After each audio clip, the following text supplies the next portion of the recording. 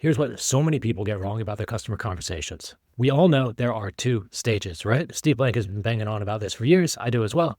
Discovery, then validation. Discovery is a conversation about your customer. Validation is a conversation about your product. Customer discovery tells you whether you are in the right market. Validation tells you whether you're building the right features.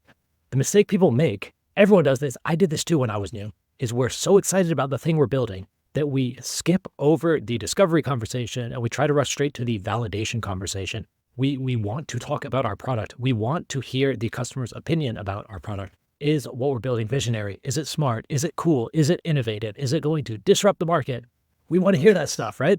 And so the classic mistake here is the pitch, opening with the pitch. Let me give you the product pitch. Now give me your feedback. That's a disaster. I talked about that a lot in the mom test. We're kind of past this now, I would say, as a startup community. Most people are trying to do it better. They're trying to ask better questions. They're trying to avoid the biases.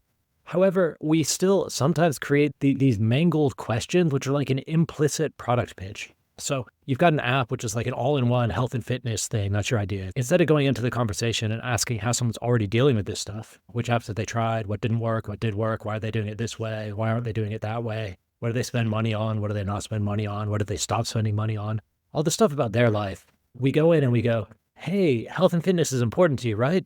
How valuable do you think it would be to you if you had an app which did all of these things in one?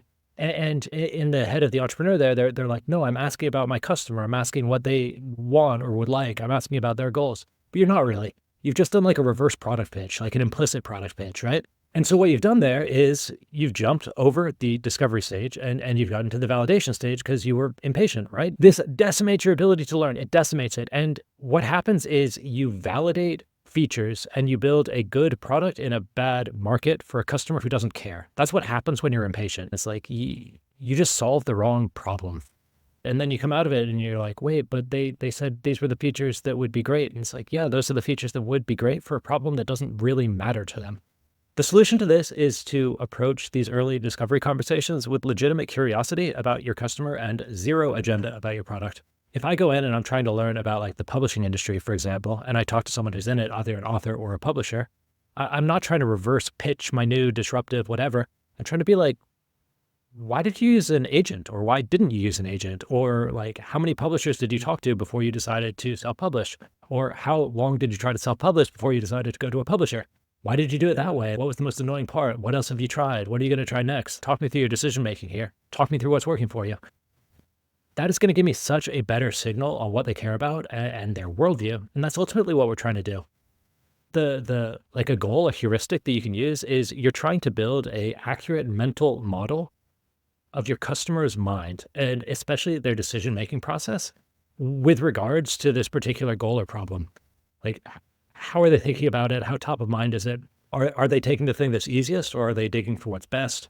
Are they evaluating lots of options or are they taking one good enough option and then complaining about it, but not really looking for more? This sort of worldview, like getting a mental model of their worldview and a mental model of their decision-making and their evaluation criteria is absolutely critical, whether you're launching your product in a sales-driven way or a marketing-driven way. And I think something that makes us maybe nervous as entrepreneurs is we feel like we're going to learn this information about the customer or the market, and then we're going to have to throw away our idea, because, the market's not good enough or whatever. I don't know, maybe that happens sometimes, but what I see more often and what's happened to me more often is I get the customer insight and I realize like, oh, there were these 3 or 5 customers that I kind of cared about. They're all good. Like they're all people I like and would like to serve and I would like to make their lives better. But like one of them cares about the problem way more than the others. So actually I don't need this complicated landing page with all this like this scenario and this scenario, in this case, I can be like, oh, actually, if you're this sort of person with this goal or this problem, like this is how this is going to help.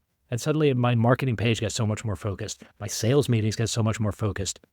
My conversion rate on sales goes way up because I'm not talking to 10 people from 5 different markets, I'm talking to 10 people from the same customer segment. And those are the people who love it the most. I just don't see that many situations where discovery makes someone throw away an idea completely. Rather, it guides them toward the best version of their idea, the most profitable version of their idea, where it has an easier time getting started and sticking, right? And you get that foothold in. So resist the impatience. Do not skip discovery. Discovery is there for a reason. It is an important step. It is really hard to do discovery and validation in the same conversation. I tend to have separate conversations for these. And discovery conversations are really easy to set up because you don't even need to set them up often. You bump into someone at an event, or at a conference or a meetup, and they're in the target industry, and you just go, hey, weird question. How do you deal with this? Boom. You're in your customer discovery conversation. You often don't need a formal meeting for these.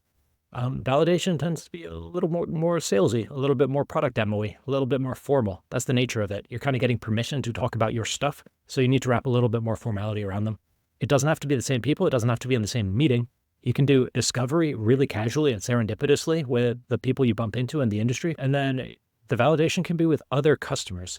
And this is a reason we rush it as well, I think, is we're trying to jam both of these things into a single meeting. And it just doesn't always work that way. You're not trying to get through discovery so that you can do validation in the same meeting. You're trying to build a foundation of customer insight and understanding. And then with that foundation, right, you can go out and make the fine, detailed decisions about your product vision or the vision of your promise or your value proposition or anything like that. And then you can go and validate that and refine it that way. But you've got that foundation of discovery there. You don't need to redo the discovery every meeting. You do the discovery, then you do the validation. They're like stages of learning, not stages of a single meeting.